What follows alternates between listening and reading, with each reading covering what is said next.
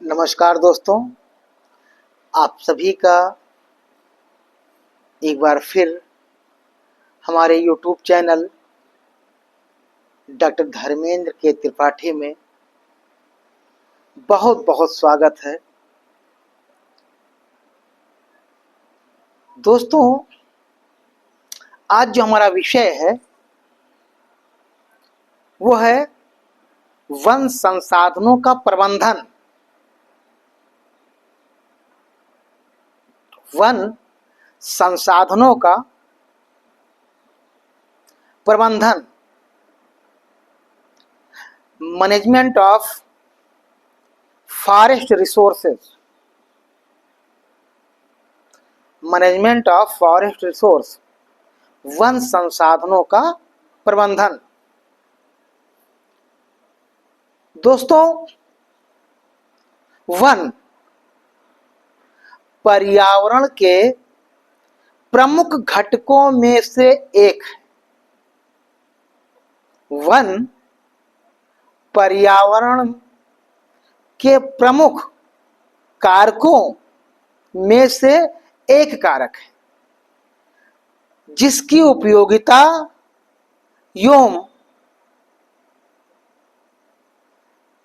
उपयोगिता मानव को कई रूपों में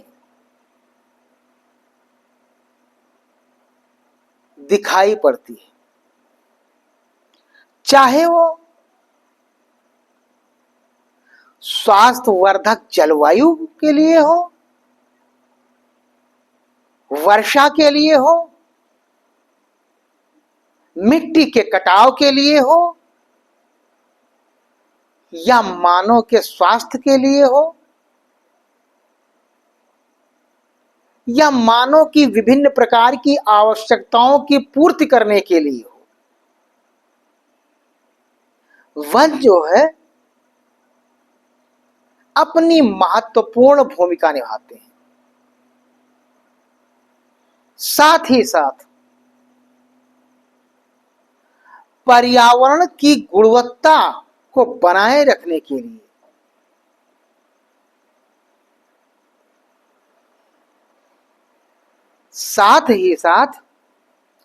पर्यावरण की गुणवत्ता को बनाए रखने के लिए वनों का बहुत महत्वपूर्ण योगदान है,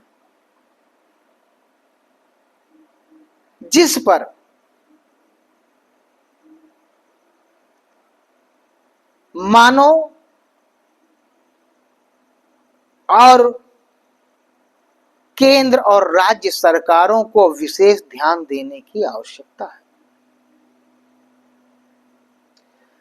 वन एक ऐसा प्राकृतिक संसाधन है,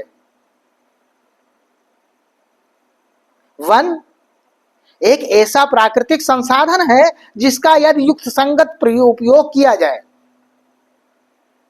वन एक प्रकार का प्राकृतिक संसाधन है जिसका अगर युक्त संगत उपयोग किया जाए तो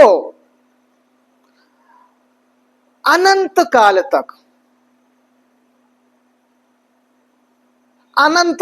तक उपयोग संभव है, और यह कार्य उचित प्रबंधन द्वारा ही संभव है। जब तक हम वनों का प्रबंधन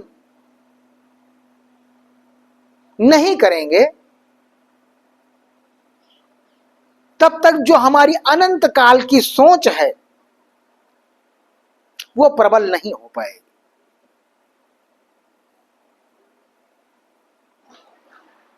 वन प्रबंधन की अगर देखा जाए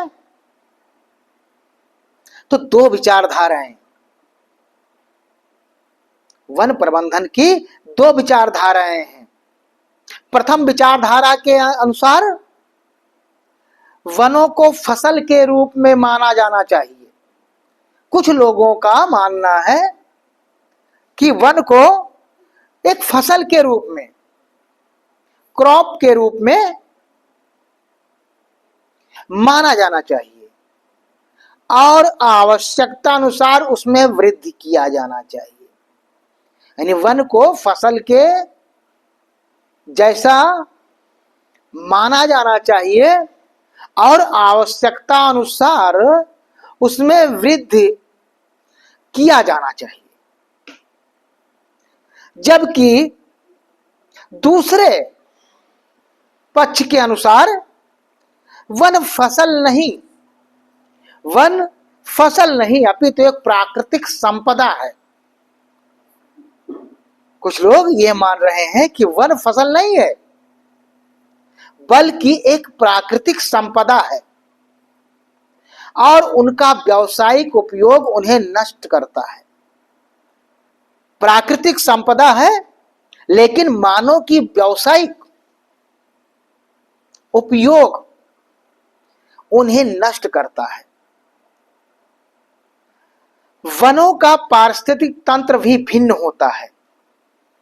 वनों का पारिस्थितिक तंत्र भी भिन्न होता है किंतु वो व्यवहारिक नहीं हो भिन्न होता है। उसकी उपेक्षा हानिकारक है। उसकी उपेक्षा हानिकारक है। अतः इसका उचित प्रबंधन होना आवश्यक है। यानी वनों की उपेक्षा हानिकारक है, इसलिए वनों का उचित प्रबंधन करना मानव का पुनीत कर्तव्य है। वन प्रबंध का एक यह विचार है कि इन्हें प्राकृतिक अवस्था में छोड़ दिया जाए। यानी वन प्रबंधन का एक विचार यह भी है कि इनको प्राकृतिक अवस्था में छोड़ दिया जाए, किंतु यह व्यावसायिक नहीं होगा। क्योंकि वनों से न केवल आर्थिक लाभ होते हैं अपितु राष्ट्रीय पार्कों, अभ्यारण्य एवं मनोरंजन हेतु उपयोग होता है और इन उपयोगों के साथ साथ ही उनका संरक्षण होना चाहिए। वनों का सर्वाधिक विनाश काष्ठ प्राप्ति के लिए, अगर देखा जाए तो वनों का सर्वाधिक विनाश जो होता है वो लकड़ी प्राप्त करने के लिए किया जाता है। इस कार्य हो तो उचित प्रबंधन की आवश्यकता है। इस कार्य के लिए उचित प्रबंधन की आवश्यकता है। इसमें प्राथमिक आवश्यकता है वृक्षों के समुदाय का वांछित स्तर बनाए रखना।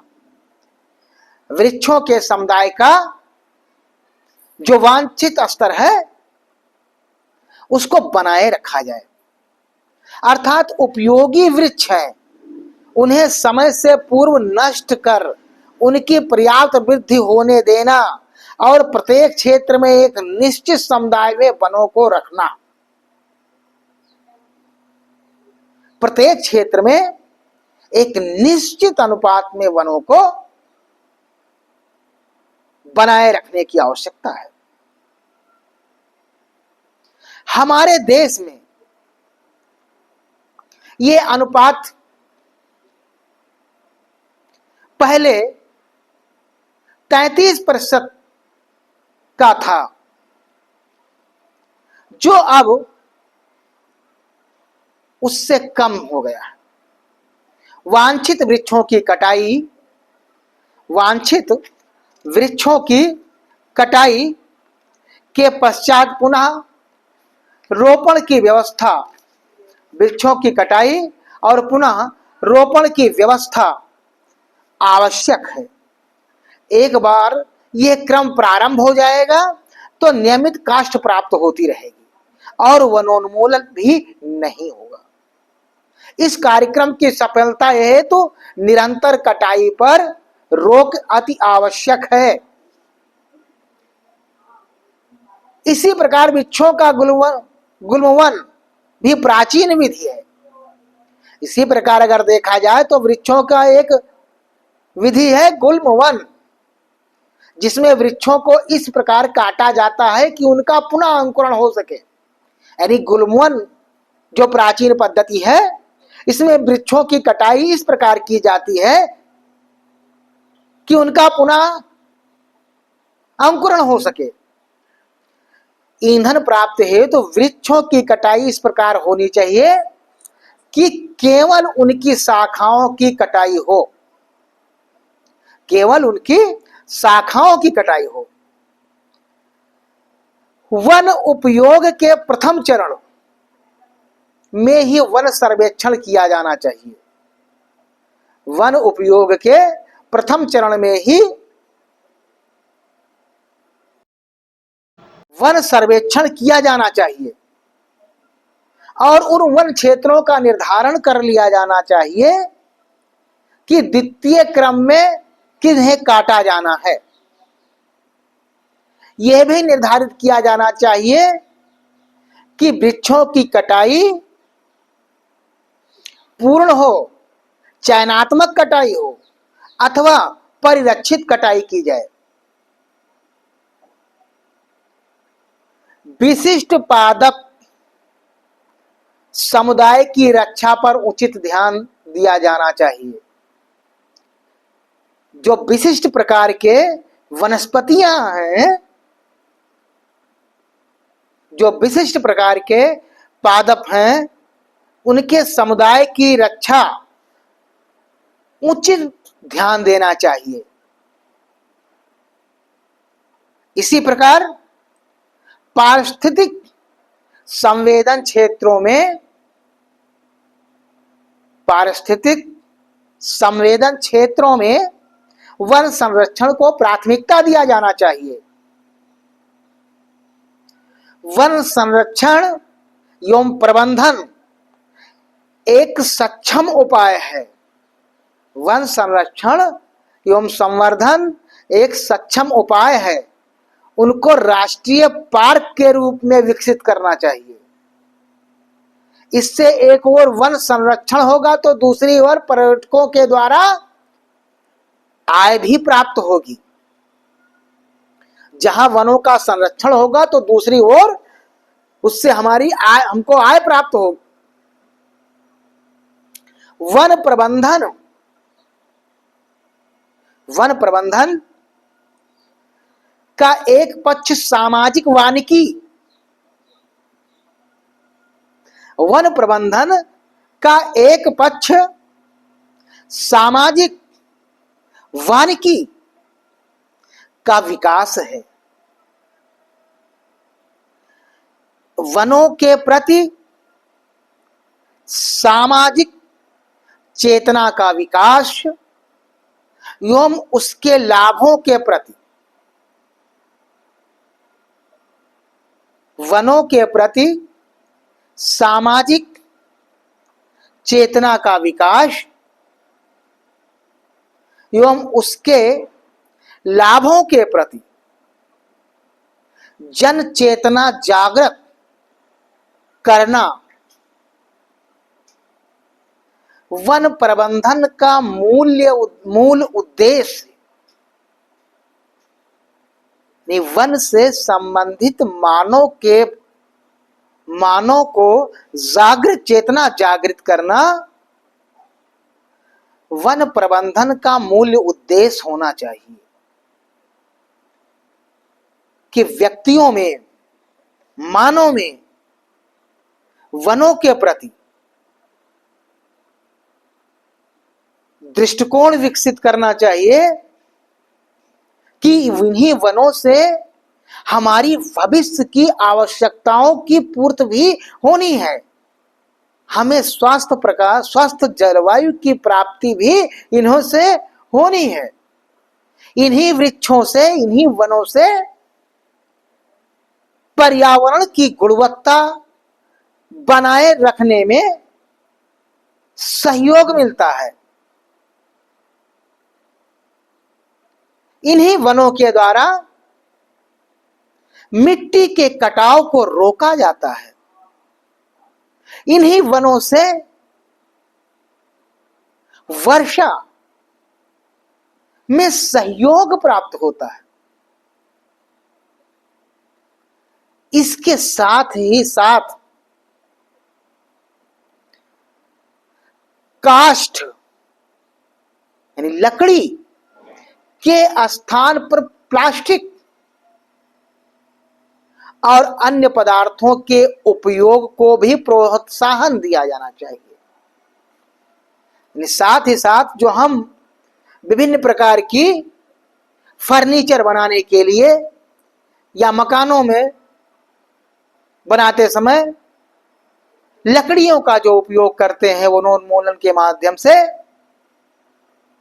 उनके लिए हमें प्लास्टिक या अन्य विकल्प लेते हुए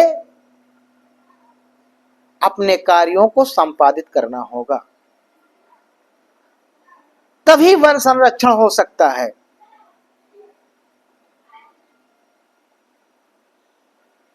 जंगल से ईंधन प्राप्त करते समय हमें यह भी ध्यान रखना है कि जो शाखाएं टूट चुकी हों उन्हीं शाखाओं को संकलित कर, संग्रहित कर अपने उद्देश्यों की पूर्ति करनी होगी। जिन क्षेत्रों में या जिन भूभागों पर वनों में वन वृक्षों की मात्रा कम हो गई हो, वहां पर पर्याप्त मात्रा में वृक्षों का पुनः रोपण कराया जाए।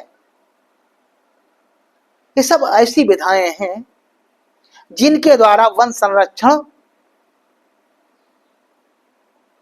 किया जा सकता है। लेकिन सबसे महत्वपूर्ण चीज है कि मानव को प्रति, वनों के प्रति जागृत होना। अगर मानव जागृत हो जाएगा तो निश्चित है कि वन संरक्षण की व्यवस्था की प्रक्रिया बहुत तीव्र गति से लागू हो जाएगी। ये ऐसे कार्य हैं जिसमें केंद्र सरकार, राज्य सरकारें तो करती हैं, लेकिन मानव को भी अपना फर्ज निभाना होता है। और उसके लिए हमें जो शासन से अनेक नीतियां बनाई जाती हैं, उन नीतियों का पालन करना भी नितांत आवश्यक हो जाता है। तो इन्हीं माध्यम से हम अपनी आवश्यकताओं की पूर्ति भी कर सकते हैं। दोस्तों, आज का जो हमारा विषय था वन प्रबंधन, उम्मीद है इस वीडियो के माध्यम से आपको वन प्रबंधन के बारे में जानकारी प्राप्त होगी। मिलते हैं एक नए विषय के साथ, तब तक के लिए नमस्कार।